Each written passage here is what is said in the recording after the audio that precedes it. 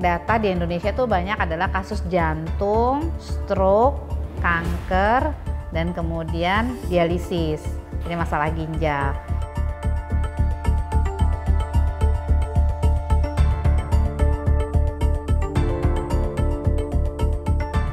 Kementerian Kesehatan sudah menetapkan program nefrologi ini, ginjal, sebagai salah satu prioritas yang sedang dikembangkan, termasuk adalah akses untuk dialisis.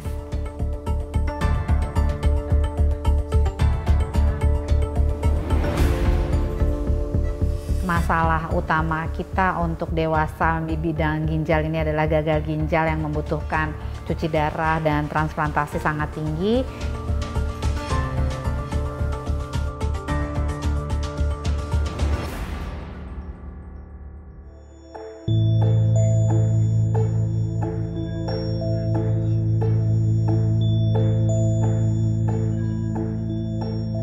Hipertensi dan gula itu adalah penyebab tertinggi cuci darah, kasus yang penyakit ginjal tahap akhir pada usia dewasa. Secara umum ya, dua penyakit itu menyebabkan gagal ginjal bila tidak terkontrol. Jadi artinya gula yang dibiarkan tinggi, tekanan darah yang dibiarkan tinggi tanpa diobati itu akan mempercepat terjadinya gagal ginjal dibandingkan dengan dua kondisi tersebut teratasi dengan obat.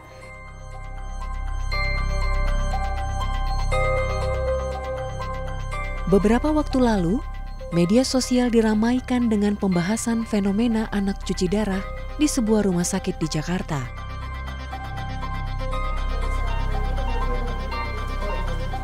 Fenomena ini tak terkait dengan peristiwa gagal ginjal akut akibat cemaran etilen glikol dan dietilen glikol pada obat sirup yang sempat menjadi perhatian publik tahun 2022 hingga 2023 lalu. Secara angka, dialisis pada anak, kelainan ginjal pada anak, transplantasi itu angkanya sangat jauh dibandingkan dewasa. Jadi kalau kasus baru saya lihat sih tidak terlalu meningkat ya. Mungkin ada peningkatan kurang dari 5% lah. Tetapi kelihatan pasiennya jadi banyak itu sebetulnya karena dengan pelayanan yang dini dan kemudian cuci darah yang juga bisa dilakukan dengan lebih baik, maka survival atau kesintasan mereka untuk bisa bertahan lebih lama itu menjadi lebih besar kan, anak-anak yang bisa bertahan. Jadi sebenarnya penambahannya linear karena perbaikan dari pelayanan secara keseluruhan.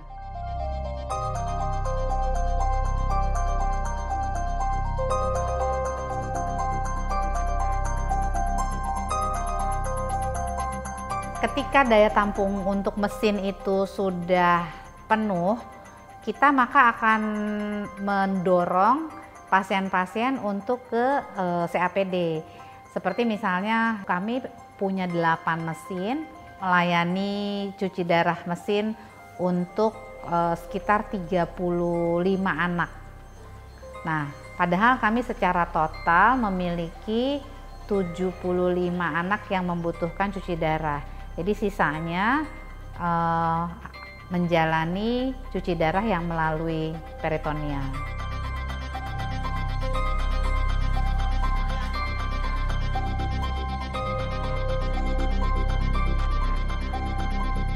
Gagal ginjal itu bukan penyakit murah ya, jadi biayanya besar sekali, bukan hanya untuk cuci darahnya tapi juga untuk obat-obatannya, dan di satu sisi kita juga kehilangan lapangan pekerjaan kan.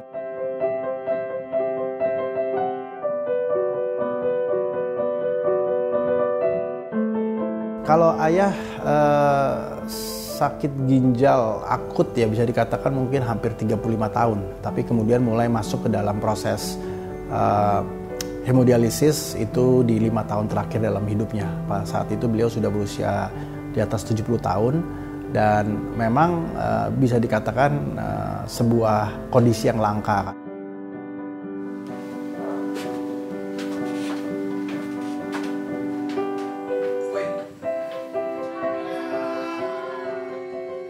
hampir 35 tahun lamanya, ayah itu masih bertahan di 7, 8, 9, 10 kadang-kadang, bahkan pernah sampai 12 tanpa harus cuci darah. Jadi beliau baru mulai cuci darah itu pada saat kreatininnya 24. Dan saat kreatinin 24 itulah maka tidak ada pilihan lagi, akhirnya beliau harus cuci darah.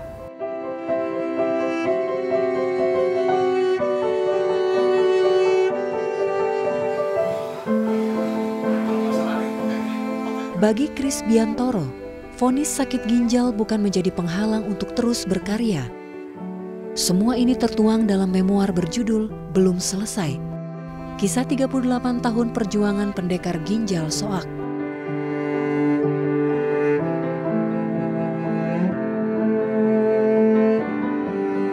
Dalam profesi saya, menjaga penampilan adalah keharusan.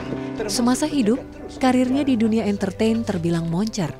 Syuting film, program televisi, menjadi MC di banyak acara, menjadi model iklan, rekaman nyanyi, semua dilakoninya. Kesibukannya membuat abai dengan pola makannya, hingga berimbas pada kesehatan ginjalnya. Angka kreatinin yang tinggi terkadang membuatnya merasa sakit sekali. Saya bisa merasakan pesan-pesan beliau lewat semangat hidupnya justru. Pada saat beliau terkapar sakit misalnya, atau saat cuci darah, kami tidak pernah melihat beliau mengeluh. Beliau selalu bernyanyi pada saat ada di ruang perawatan. Di rumah beliau bernyanyi, bercanda, ketawa, melawak, ngajak kita ngobrol. Sampai kadang-kadang kita bingung apakah beliau sakit atau enggak ya gitu. Karena begitu tidak kelihatannya. Padahal saat itu sudah cuci darah. Jadi dari situ saya belajar hal-hal kecil. Yang pertama bersyukur, yang kedua melihat semangat untuk tidak menyerah, yang ketiga untuk menerima, ini juga penting, menerima, pasrah terhadap apa yang diberikan Tuhan pada kita.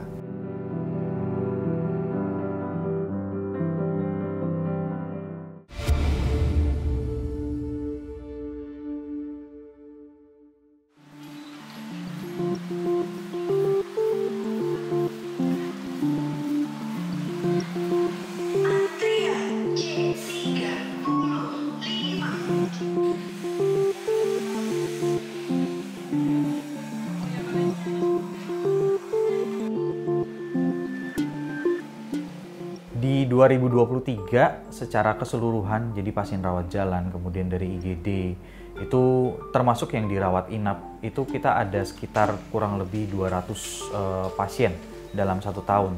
Sedangkan di 2024 ini sendiri, dari mulai bulan Januari sampai dengan bulan Juli, itu kita ada kasus sekitar 120.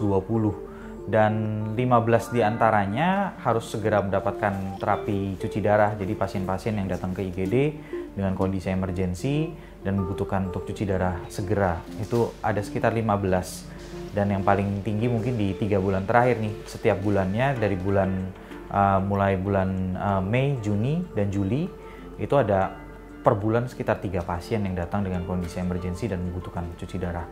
Kalau dibandingkan dengan jumlah pasien total mungkin di angka sekitar 1 sampai dengan 2%.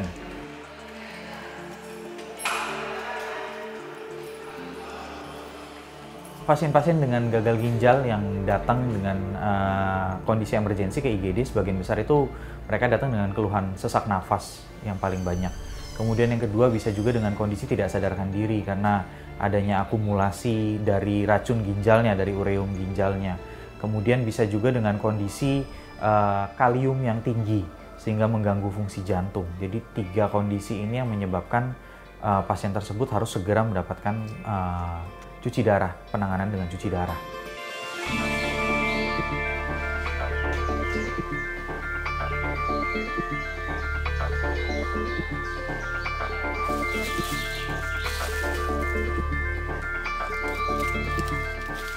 Dan tentu ini adalah keselamatan pasien yang kami utamakan. Kami sebagai bagian daripada rumah sakit yang ada di Jakarta Barat, kami tergabung di dalam satu komunitas rumah sakit yang melakukan satu upaya pelayanan, di mana di dalam pelayanan yang di saat ini kami tidak memiliki, tentu kami akan merujuk. Dan itu melalui sistem rujukan online tentunya, melalui SPGDT.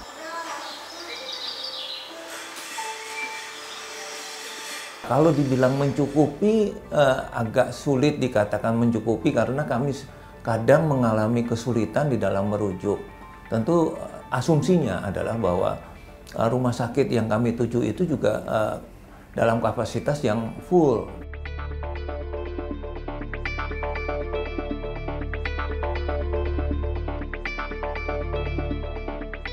Rumah sakit mematok standar tarif yang berbeda. Umumnya biaya yang harus dikeluarkan pasien sekitar 1 hingga 2 juta rupiah setiap kali sesi cuci darah.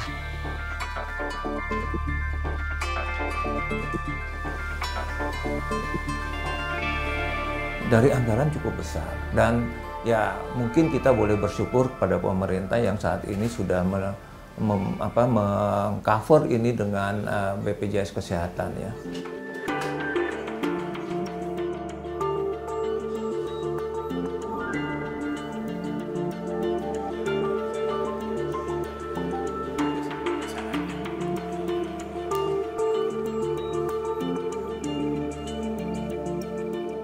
Untuk pelayanan hemodialisa di Rumah Sakit Cinta Kasih kami sedang persiapkan dan mudah-mudahan dan mohon doanya harapannya di bulan Oktober November ini sudah bisa kami buka.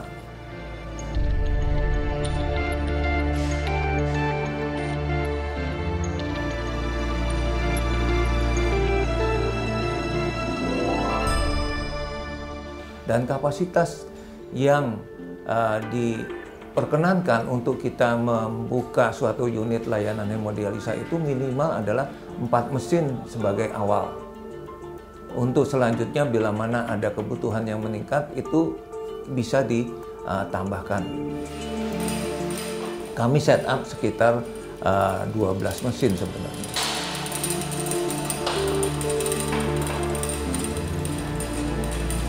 Karena dari pemerintah sendiri itu sudah ada peraturan yang mengharuskan rumah sakit untuk istilahnya mengedukasi sekitar, jadi dari total kunjungan hemodialisa pasien gagal ginjal itu harus ada sekitar 10 atau 20% dari pasien harus diedukasi untuk melakukan istilah cuci darah mandiri ya, namanya CAPD. Nah, pemasangan CAPD ini ya sebenarnya tindakan yang tidak sulit, jadi bisa dilakukan mandiri. Hanya saja yang menjadi sulit itu karena harus menjaga sterilitasnya.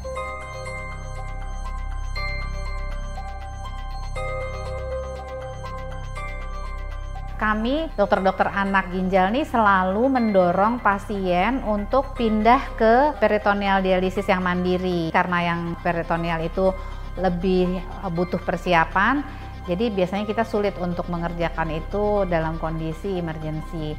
Tapi setelah emergensinya teratasi, kita pasti akan mendorong mereka untuk pindah ke dialisis yang peritoneal tersebut. Saat ini kami hanya mempersiapkan untuk pasien-pasien dewasa. Untuk pasien-pasien anak tentunya secara umum kami juga agak sulit ya dalam artian mempersiapkan SDM-nya itu satu dan tentu kesiapan dari peralatan ya.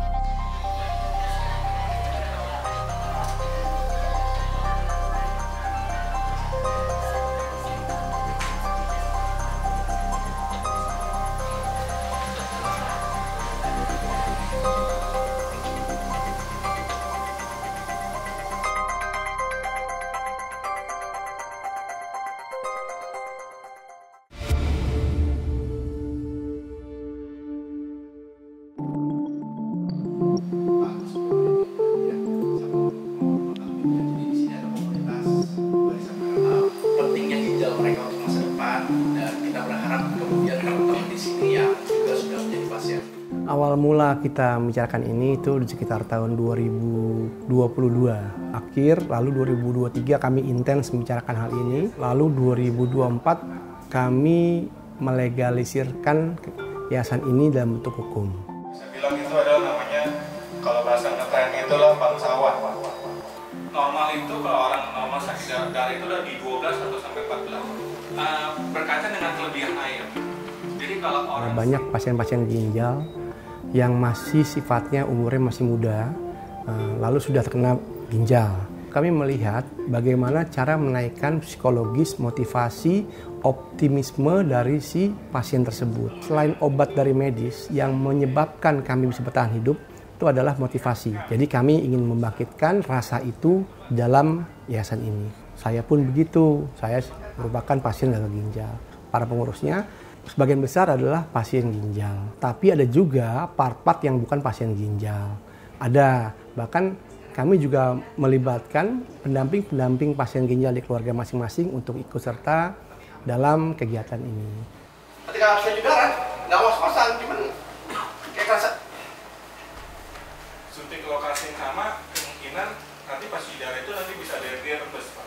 Atau enggak berhentinya? Ketika Anda kena gagal ginjal, itu siklusnya banyak, Mas. Banyak sekali yang akan Anda lalui. Jantungnya ada masalah, kulitnya ada masalah, fosfornya bermasalah, darahnya gimana, turun darah, transfusi, itu udah rutin yang kita akan hadapi.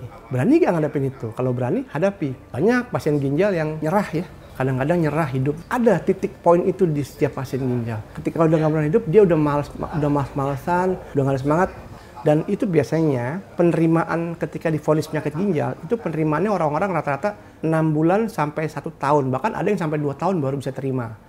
Makasih ya yang udah kasih gift-giftnya. Terima kasih banyak. Semoga rezekinya banyak terus ya. Kalau air putih fenomena yang terus sekarang ya, tuh banyak orang yang contohnya live di TikTok misalnya. Lalu kayak, ayo dong kasih gift, ayo dong kasih hadiah. Sehingga kayak, ya kalau di jalanan istilahnya kayak pengemis-pengemis lah untuk minta, walaupun dia sambil. Jadi faktor kasihan itu yang sebenarnya bertentangan sama kami. Karena di Merah Biru justru ingin membuat orang itu berkarya, sibuk bekerja, sibuk melakukan sesuatu, agar dia lupa nih sama penyakitnya.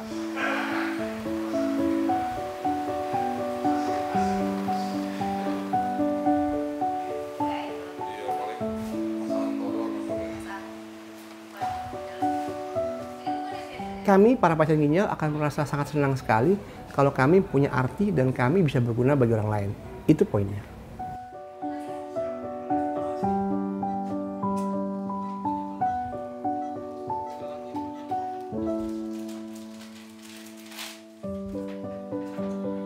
Keluarga juga memiliki peran yang tidak sedikit dalam proses mereka berhadapan dengan penyakit ini ya. Jadi keluarga harus bisa memahami pasien yang seringkali juga emosinya naik turun kan, sehingga kondisi dari keluarga-keluarga baik itu istri atau anak-anak itu memang kemudian satu menjadi bagian penting dari proses positif sang pasien sendiri. Usia Bapak juga masih muda waktu itu, sekitar 30-an, belum masuk 40. Masa produktifnya masih panjang gitu kan. Masih banyak yang perlu dilakukan, masih banyak impian yang pengen mau dicapai gitu kan.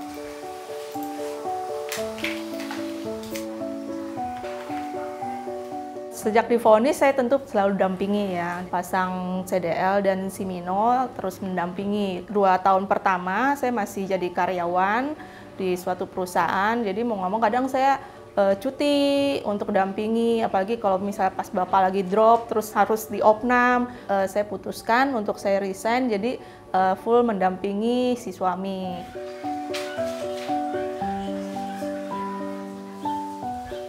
Banyak hal yang harus kita korbankan ya, baik dari waktu kita, kadang kesenangan kita juga dikorbankan, kadang juga mungkin emosi kita, emosional kita juga kadang diuji ya, jadi kayak babak baru dalam kehidupan, jadi ada sisi positifnya juga ya, jadi kita tuh jadi tahu banyak tentang hal-hal medis gitu kan.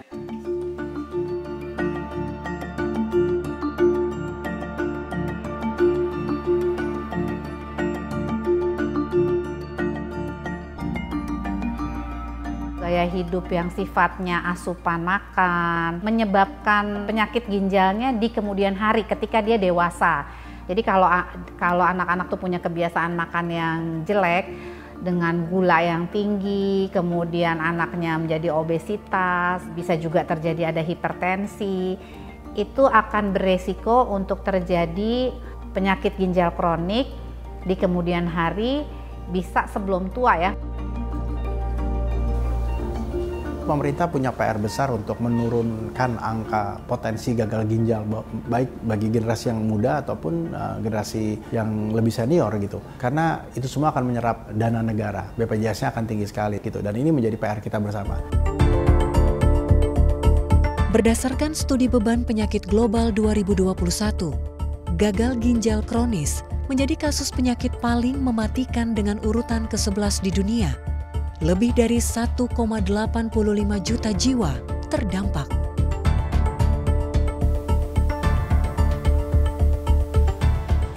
Hal ini tak terlepas dari makanan dan minuman ultraproses, tinggi gula, garam, dan lemak yang dapat ditemukan dengan mudah, murah, dan dipromosikan secara luas. Merilis laporan Grup Bank Dunia tahun 2020, lebih dari 40 negara di seluruh dunia telah menerapkan cukai minuman berpemanis untuk mengurangi asupan gula dalam populasi. Seperti di Meksiko, cukai 10% ternyata telah terbukti berkontribusi terhadap penurunan 6 hingga 8% pembelian dan konsumsi. Tentunya, wacana ini juga digaungkan di Indonesia.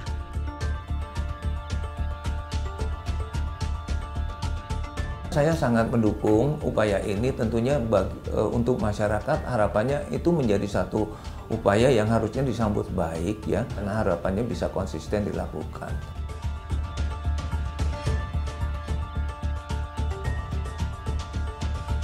Kita bisa mengacu ke contoh-contoh negara-negara yang sudah melakukan itu, memberikan informasi yang lebih jelas, mengharuskan produk-produk yang diproduksi secara massal untuk memberikan nutrition fact. Edukasinya justru harus dibangun pada masyarakat, kemudian masyarakat menerapkan pola hidup sehat yang sesuai dengan kebiasaan masing-masing. Produk-produk yang memang punya potensi secara perlahan dan konsisten bisa merusak, itu juga di saat yang bersamaan mengedukasi masyarakat sehingga baik masyarakatnya disadarkan, si pemilik usahanya atau pemilik brandnya juga bertanggung jawab, dan kemudian semua itu dikelola dan diawasi oleh pemerintah. Dan memang yang paling belum tentu bisa hidup lebih panjang. Ya, saya berharap masyarakat terus berpihak pada gerakan-gerakan sosial untuk menjadi bagian dari semangat juang teman-teman pasien gagal ginjal, dan kita bisa berkontribusi. Kita sendiri bisa berkontribusi bersama-sama. Kita tidak perlu harus gagal ginjal untuk bisa berkontribusi. Tentu saja kita selalu bisa menjadi bagian dari yayasan-yayasan seperti ini.